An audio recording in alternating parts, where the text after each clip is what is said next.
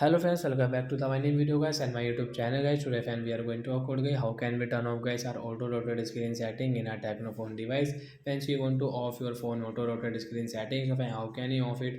Today friends I will show you. I will tell you in this video guys. So before starting video friends, first of all go and subscribe the channel, click the bell icon and like the video. So friends, now let's see how can we turn off guys this auto rotate screen in Tecno phone device.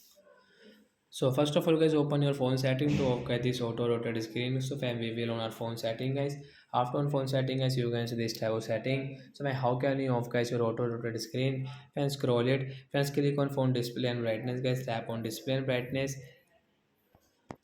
So friends, scroll it friends, you can see auto rotate screen guys, we will off from this right side icon. Friends, come back friends, you can see guys your screen will not rotate guys, you can see guys. So like that guys, we can turn off guys auto rotate screen. So that's it guys, thanks for watching the video. I hope friends you have understood how to off auto rotate screen in Tecno phone device. Bye guys.